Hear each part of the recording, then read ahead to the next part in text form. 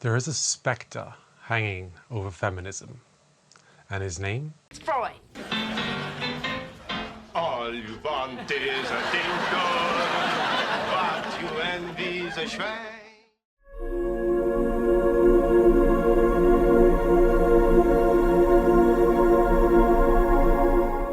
This is going to be slightly different from the usual video essays we do on here, where we perhaps take a topic and look at different books and dissect them and put them back together and give our opinion. But this is more just that I've been reading some things lately and they've pissed me off, and I want to talk about it and make it everyone else's problem. And this basically just comes from me and the girlies over the last couple of weeks have been doing a bit of a read through of Judith Butler's Gender Trouble and dissecting it, talking about lots of the ideas, making fun of the writing style because, oh my God, is it so often just completely unnecessarily incomprehensible. And one of the things that we were very surprised by going through this book is just how much psychoanalytic theory is used. You know, Judith Butler is a philosopher, she's a semioticist quite a lot of the time actually, and so it's understandable why she would make lots of references to different French philosophers, as you know, they come up with ideas about power structures and how the world works and the way that we think about things and kind of the way that our minds function. And that does tie very loosely into psychoanalytic theory. I think there is something to be said about the psychology of the way that we manage society, and especially in how we manage things like gender. However, I do think a bit too much lip service is being given to writers such as Freud and his contemporaries such as Jacques Lacan and Carl Jung. And I think it's especially difficult to swallow the amounts of psychoanalytic theory that's being used in these feminist texts when, if you're going to do it, I think it's better served to talk about the damage that these ideas have actually done to society. Like, even if you can isolate where, you know, they kind of have a point where they are latching on to some real thing that's going on, sometimes it's just worth thinking of things that the purpose of an idea or a process is what it does, what the outcome is. You know, like right now, with the amount of stuff that's going on in America or in the UK, often when it comes to things like policies that harm trans people or harm immigrants or harm disabled people, people like to talk about it being a distraction. But the outcome of these policies is to harm people. And so it's very fair to say that the point of the policies is the harm that they cause. And as a trans woman, it's especially difficult to swallow the amount of credit being given to psychoanalytic theory, considering the sheer, just absolute amount of harm that has been done in its name to trans people. Like we've talked about it before, at a certain time, at least in the UK and Europe, transition was seen as an issue of endocrinology. In 1960s UK, there were some endocrinologists and surgeons who viewed being trans as an intersex condition and who wished to help their patients lead a healthy, authentic life. Their patient notes would describe trans people's condition as sexual intermediacy, psychic hermaphroditism, or, as the pioneering plastic surgeon Harold Gillis did for Michael Dillon, as acute hypospadic. And they would readily agree that both ovarian and testicular tissue might be present in trans people. If you could find your way to these clinicians and give an appropriate typical patient narrative, you could correct your birth certificate and marry, work, and live with full equality in your real sex. Essentially taking the position that a trans person is unhappy with their body because the wrong hormones have taken over and directed the way that that body has developed. And we can rectify this by changing up the hormone systems and fixing any issues that might have come across with it through things like surgery. That was until the late 60s when psychiatrists from America decided that they wanted to be in charge of this care because they viewed transition and gender dysphoria as a psychological issue, as a mental illness that needed to be rectified. The gatekeeping system that was put in place by these psychiatrists was not done to help trans people, but by viewing transness as such a serious illness, gender-affirming care was used as a last resort for the people who they felt that they were unable to cure. It's conversion therapy. That's what the gatekeeping system is. If we can convince as many trans people as possible not to transition, to just force themselves to live their lives as their assigned sex instead of the one that they wish to acquire, then hey, problem solved. And for those who it just truly is impossible, the absolute lost cause is, okay, fine, we'll give them a bit of estrogen. Even now, with the gatekeeping policies are less strict and more people are able to transition, HRT is actually viewed more of like an antidepressant or a painkiller. The goal of doctors is to give you just enough hormones that it quells the dysphoria without blurring the sex distinction too much. Their goal is not to make you be as feminine as possible, to achieve your transition goals as well as you possibly can, but basically just to make you feel better enough that you shut up and leave them alone. Now, I do think it is worth dissecting psychoanalytic ideas and the field of psychiatry, especially if not just by looking at the sheer amount of harm that it has caused to women. And it's fair enough to acknowledge that writers like Freud were some of the most influential people in the 20th century. They completely changed our language on how we talk about ourselves, the way that we think about ourselves. They caused us to be introspective, to wonder, to not just take things as they are, to desire change, to desire to improve oneself. The new vocabulary has crept into our everyday speech, so that the ordinary man thinks in terms of being sick, neurotic, or psycho. He checks his id periodically for a death wish, and his ego for weakness. People who might reject him are egocentric. He takes for granted that he has a castration complex, that he has repressed a desire to sleep with his mother, that he was and maybe still is engaged in sibling rivalry, that women envy his penis. He is likely to see every banana or hot dog as a phallic symbol. And then, as things have developed, better ideas have come out. Ones where psychological issues are not seen as a personal failing, but when considering trauma, to recognize that these are coping mechanisms you developed because of something that's happened to you. That's great. I think that that's very useful. And I think Butler does a pretty good job of taking the ideas and reinterpreting them in a more feminist way, especially in a radical feminist way. To point out that when Freud is looking at the psyche of his patients, he's just kind of taking the neuroses and the complexes as a given that these are part of human nature. And recognizing that actually, if we take a sort of historical materialism perspective on this, that these issues are born from their environments. They're part of environmental conditions that forge who we become later on in life.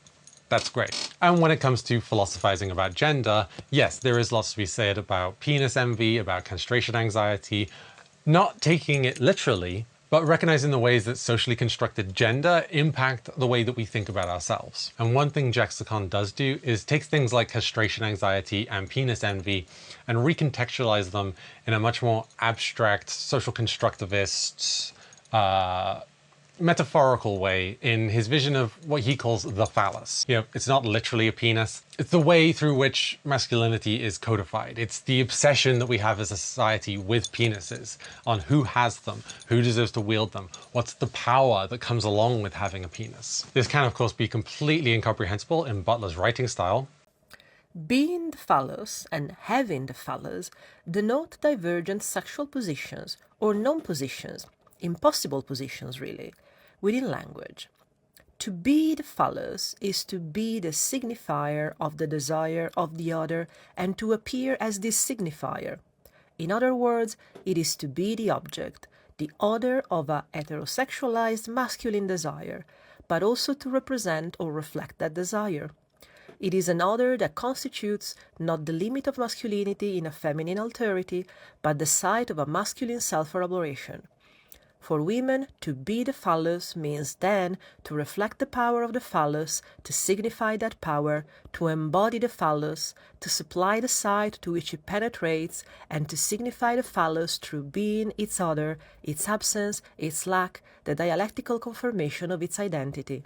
But they are making a good point here, that because maleness is defined in opposition to femaleness, that maleness is the default, but must be distinct and separated by femaleness, and therefore the boundaries of maleness are defined by the other, the female. And in that way, maleness is only accessed through femaleness, through the other, in which case it is actually women that have the phallus, because they are the ones that can define that power for men. Just the classic thing of when you try to define something, the definition of it becomes defined by what it isn't. It makes sense. As men want to establish themselves on what masculinity is and what maleness actually means, they need something to compare themselves against and therefore are defined in their opposition to it. And you know what? This is coming to a head right now in the manosphere as they are recognizing how men need women to define themselves and kind of pointing out, hey, isn't it a bit fucked up that you only feel like a man if you have a woman? Like what, you're so insecure in your masculinity? Very ironic, I know. You got Andrew Tate tweeting, if you're a straight man with a girlfriend in 2025, you're gay. And Nick Fuentes, the only really straight heterosexual position is to be an asexual incel. Having sex in itself is gay. I need cuddles, I need kisses, I need to spend time with a woman, that's a little sus. And finally, I think I'm the straightest guy. Yeah, sure, okay. I think there are, however, many ways to talk about these issues without ever bringing psychoanalytic theory into it. You know, we don't have to necessarily give it to Freud or Lacan. We can just recognize the same environmental conditions that they were working with and come up with our own conclusions. You know, they bungled it, they messed it up. They saw the situation and came away from it completely wrong. We can just look at the same situation and get it right this time. You know, on the subject of the phallus, I think this is much better described in Talia's essay, Understanding Transmisogyny Part 4, Penetrability. Sex the ideology, thus, has an underlying simplicity in much the same way as sex the act does. A boiled-down, reductive threshold of acceptability underneath all the modesty, all the moralizing, all the complexities that have sprung up around its enforcement. You're only a person if you possess a penis, and use that penis to penetrate those people it's socially acceptable to fuck. We are therefore all designated either penetrators who possess the full glory of humanity and agency, or penetrated who are marked for consumption and by that marking rendered subhuman. What remains constant through all this subversiveness and salacity is that singular maxim: you, who are doing the penetrating, must not be penetrated. Well, maybe you can get away with it a little, every now and then, but certainly not where anyone decent might catch wind. If you dare sport the signifiers of masculinity, of gendered personhood, of impenetrability, you cannot, under any circumstance, call into question the permanence of your position. Those on top must always be on top, in every sense of the term, because that is what sets them apart, assures their humanity, the ability to breed with seed. Those who aspire to penetrate without the divinely endowed gift of the meat shaft, and those who turn their backs on that holy gift, are both beneath contempt, beneath consideration, and any attempted contravention of this natural order that we are enforcing will be swiftly dealt with. In which he describes even with the amount of men who enjoy being penetrated, whether it's by fingers from their wife or through strap-ons or pegging or anything like that. It's not gay unless you are penetrated by the true penetrator, the object of power, the phallus, not just the penis. While some trans women do have penises, their femaleness takes away their power of the phallus. As much as trans women having penises is used as a cudgel against them, they are not bestowed with the power of the phallus. Otherwise, we would have male privilege, we would benefit from the society, and obviously we fucking don't. No, to be penetrated by the penetrator is to consign yourself into the other, into womanhood. And as described in Talia's essay, The Third Sex, if you cannot be owned as property, if you cannot be a wife, if you cannot be a mother, then you are just disposable. Womanhood being synonymized with gestation means that it comes with an expiration date, past which a woman who either could not perform the one function that accorded her any worth, or cannot do so anymore, becomes yet more awful to discard and sweep out onto the streets.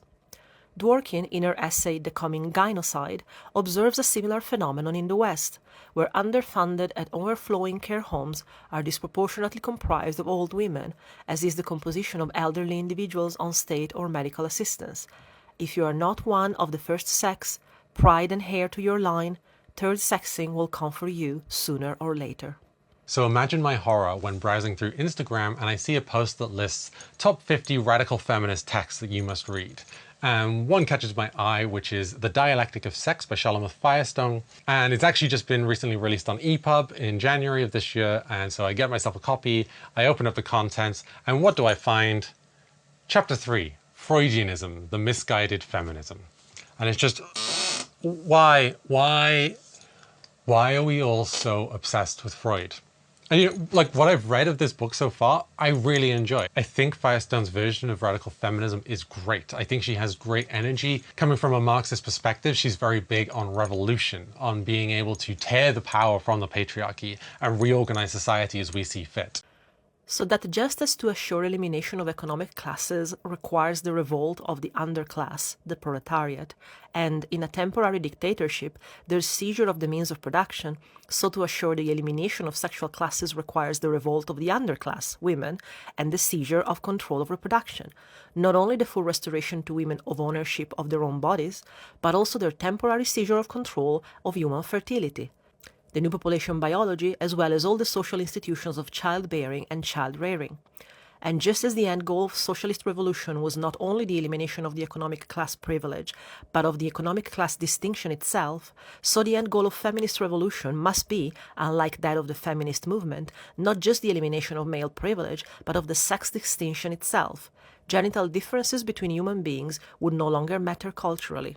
You know, one of the joke phrases that I like to say is we need to seize the means of reproduction. And no, actually, Firestone agrees. That is exactly what we need to do. We need to seize the means of reproduction so that the power imbalance between those who give birth and those that can impregnate, that this power differential is always going to cause problems in society. She has a great kind of cyber-feminism view of the future in which like test tube babies will become the norm, will be able to impregnate men, and the role of child rearing will no longer be put upon solely the mother during the first formational years of infanthood.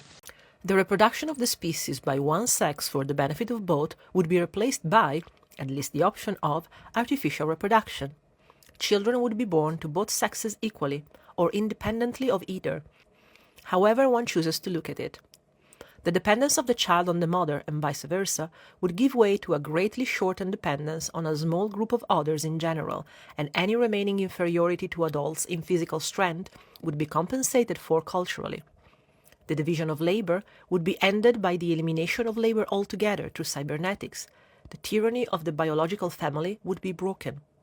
Yeah, she uses this phrase, which is by a small group of others, and I would like some clarification on what others means here, because if we're not too careful about it, that can end up being perhaps immigrant underclass, or maybe she just means robots. Maybe we just hand the children off to robots, they raise the children, and everyone else can just go do what they want. Like, population keeps going, yay, I guess. But without these power imbalances, without this reliance that men have to continue their progeny and live forever through legacy and handing off property and inheritance.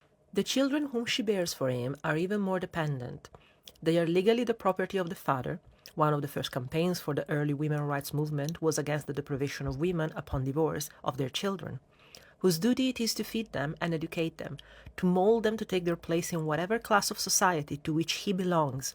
In return for this, he expects the continuation of name and property, which is often confused with immortality. His rights over them are complete.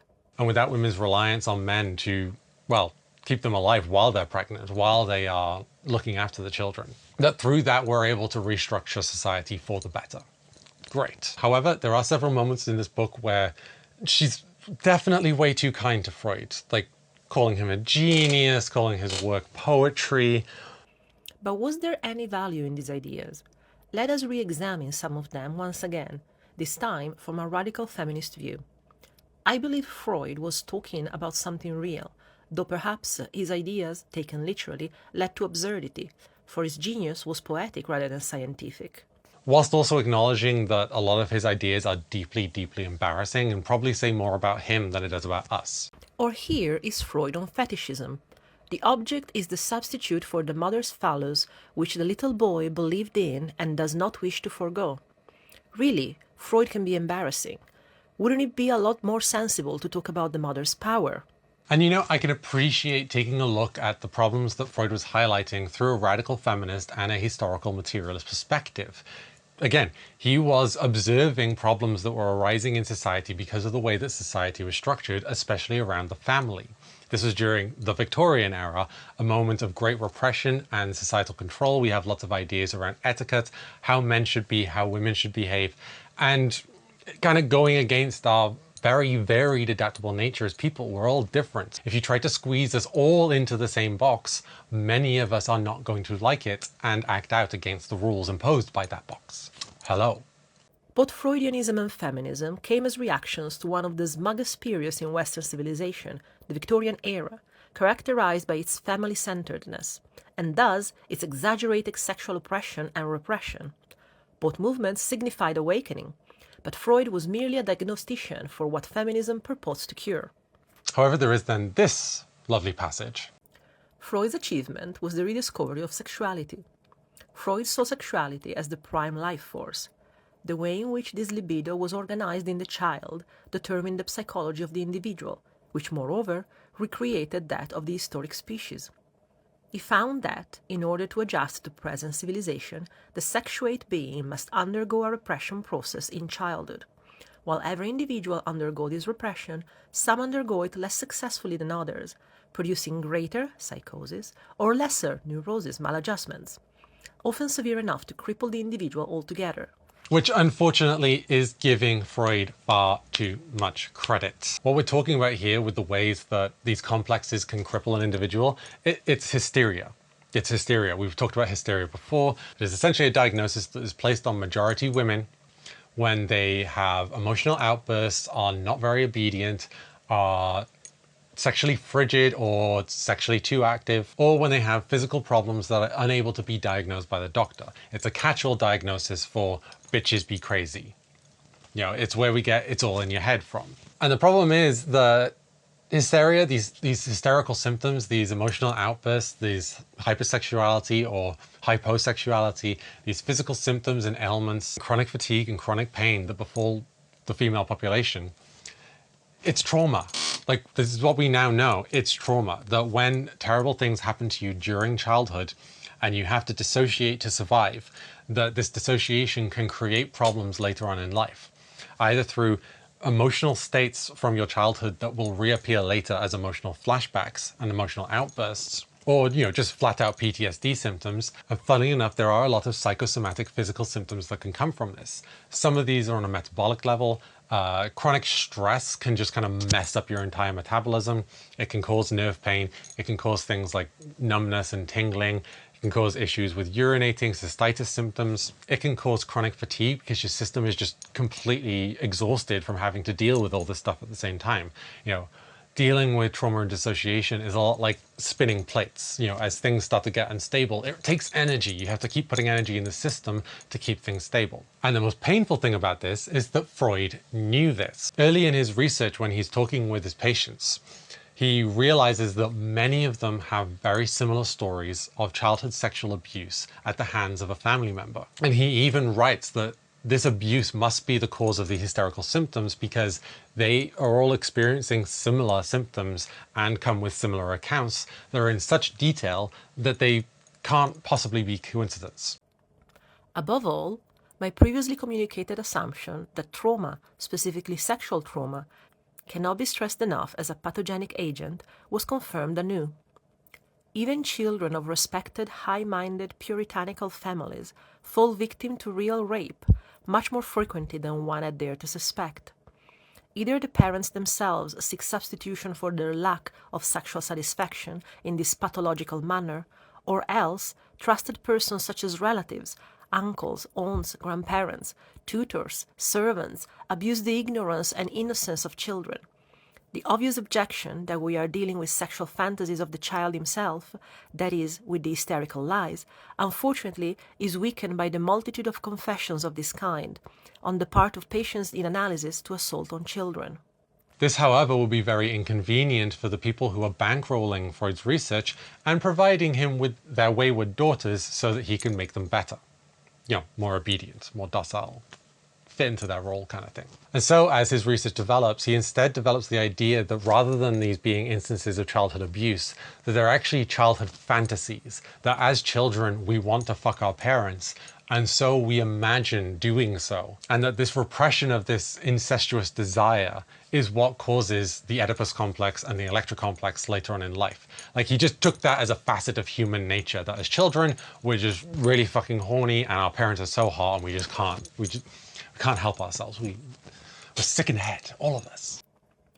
Since childhood masturbation is such a general occurrence and is at the same time so poorly remembered, it must have an equivalent in psychic life. And in fact, it is found in the fantasy encountered in most female patients, namely, that the father seduced her in childhood. This is the later reworking, which is designed to cover up the recollection of infantile sexual activity and represents an excuse and an extenuation thereof. The grain of truth contained in this fantasy lies in the fact that the father, by way of his innocent caresses in earliest childhood, has actually awakened the little girl's sexuality. The same thing applies to the little boy and his mother. It is these same affectionate fathers that are the ones who then endeavor to break the child out of the habit of masturbation, of which they themselves had by that time become the unwitting cause, and thus the motives mingle in the most successful fashion to form this fantasy, which often dominates a woman's entire life, seduction fantasy. One part truth, one part gratification of love, and one part revenge. And oh my God, has this caused so much harm throughout the 20th and 21st century. Like, the satanic panic, at least in part, was due to this, when psychiatrists started taking people's stories of abuse seriously. And in fact, one woman was able to sue her parents for the abuse that they brought on her as a child. That then these people start bankrolling think tanks and lobbying groups to come up with false memory syndrome, just bringing it all back to the Oedipus complex and the Electra complex, despite the fact that both those things have been completely debunked. But they so capture the imagination of people. These ideas have just inseminated themselves throughout all of our culture that we just seem to have difficulty letting go of it. And you know, Firestone, again, does her best to take a look at the Oedipus complex and the Electra complex through a radical feminist perspective, where she does kind of take it as a given. However, rather than making a claim of it being human nature in the same way that Freud does, recognizing this might be the result of the environment in which people are brought up. So looking at the, say, 50s nuclear family structure, right? In the prototypical family of this kind, the man is the breadwinner. All other members of this family are thus his dependents. He agrees to support a wife in return for her services, housekeeping, sex, and reproduction. The children whom she bears for him are even more dependent. When a child is born and the father is still staying at work, and so you end up with a stay-at-home mother, especially if it's a son, then it's understandable that the son would first of all identify with the mother. She is the one that looks after him. He depends on her for survival. Yep, the father takes very little interest during the formative years of infanthood. However, once the child reaches around the age of 5 or 6, then the father suddenly takes an interest. And especially in the kind of 50s gendered world that we live in, there are many expectations that are suddenly then put onto this child. He is expected to become a little man. He is expected to behave in certain ways. He's expected to do certain kinds of play. You know, this is literally what we like to call socialization theory. The expectation of the father is that the son should automatically be these things, but when they aren't, he has to physically enforce that. And I think the one thing that Firestone is very good at pointing out is the perceptiveness of children for the way that the world works. We're actually very good at recognizing power dynamics. You know, a son would recognize that he is subordinate to his parents, but also that his mother is subordinate to his father.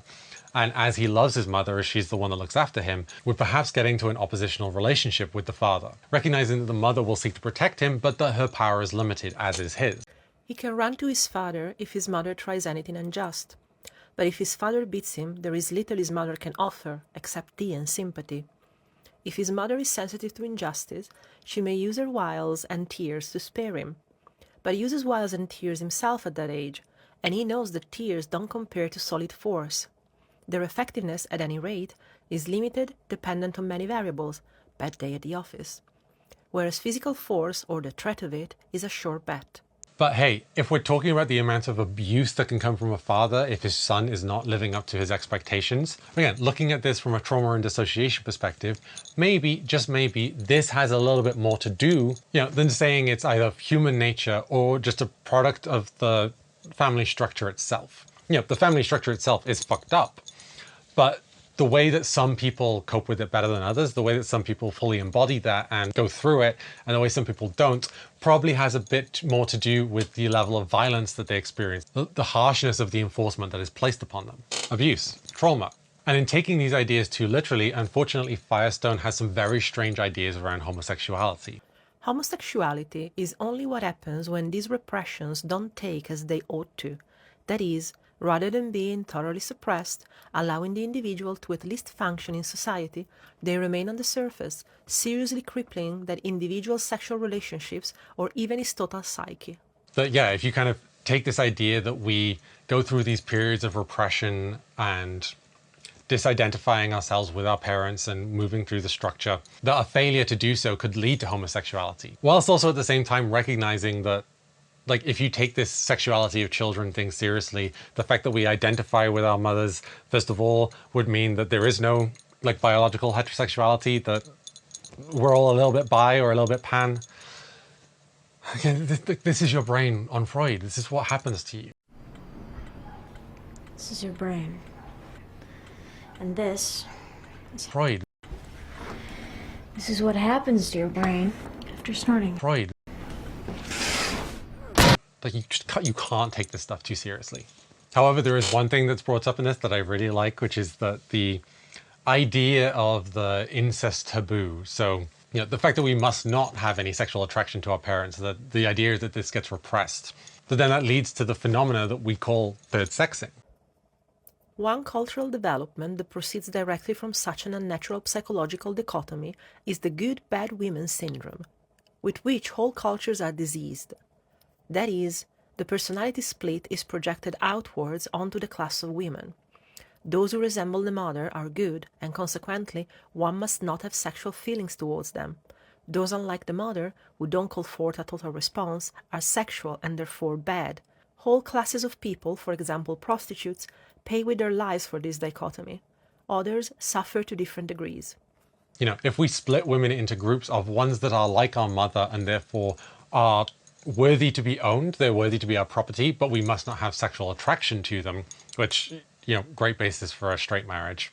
However, have you spoken to straight people lately?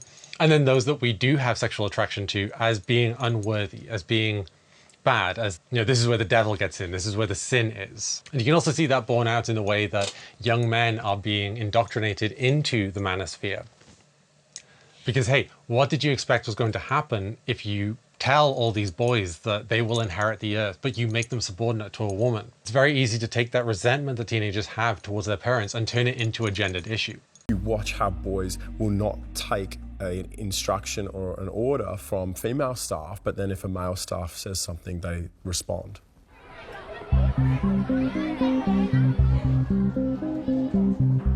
The first class I ever had, one of the male students just got out his iPhone and started filming me, and I had no idea what to do about it. When Holly Cooper came to teaching, she faced pushback from some high schoolers. If you ask a kid, usually a boy, to give you their phone, they'll generally say, no, not doing it. Like, they will absolutely assert their dominance, and then it's you and them. And once the kids smell fear, then, you're kind of done for. And I think most disappointingly is the way that Firestone talks about women who have the Electra complex. The situation is complicated further if she has brothers, for then she observes that the father is more than willing to allow her brother to share his world, his power, and yet the world is still denied her. She now has two alternatives. One, realistically sizing up the situation, she can start using female wiles for all their worth in the attempt to rob the father of his power. She will then have to compete with her mother for the favors of the powerful.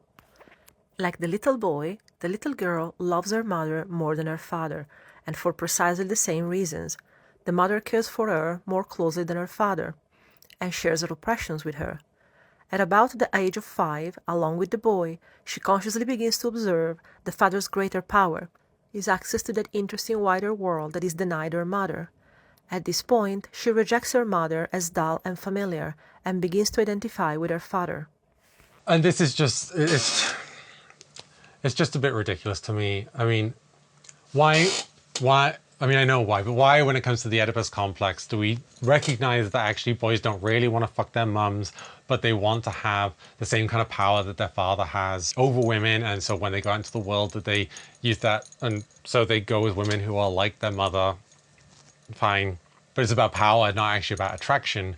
But when it comes to women, that in trying to negotiate with the power structures that are around them, that suddenly they become flirtatious. And I think this is just Firestone, like, working off of television. First of all, daughter has changed from school clothes to something more festive. Dressing a little makes her feel and consequently look more charming. Even the table takes on a special air. Mother, too, changes from her daytime clothes. The women of this family seem to feel that they owe it to the men of the family to look relaxed, rested, and attractive at dinner time. Like, she points out that mass media was used as a way to kind of control women, to sell the lifestyle the way that women are supposed to be. The frustrations of their trapped position were exacerbated by the development of mass media, in which these contradictions were nakedly exposed, the ugliness of women's role emphasized by precisely that intensive character which made of the new media such a useful propaganda organ.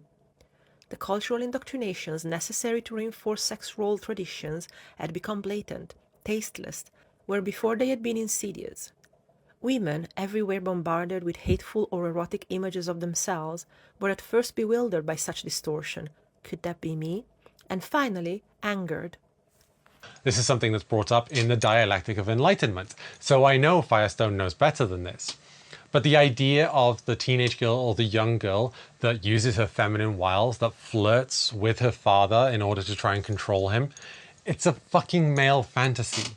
It is not a daughter's fault if her father interprets affection as attraction, as flirting. Because, hey, guess what? They do this with all women. This is a problem with men, not with young girls. I think it's fair to recognize that Firestone does have some brainworms about girlhood. In radical feminist conferences, she was accused of being male socialized. This is a similar trend that we can see with Judith Butler and a lot of queer theorists that are assigned female at birth but perhaps are a bit more gender non-conforming or become non-binary, is that the way that they view women is muddied by their own relationship to femininity. Because they recognize that femininity is expected of women, and by being gender non-conforming, they are people who don't really want to go along with that. They take this almost kind of conspiracy theorist view where they think that they're better than other women. They're not like the other girls.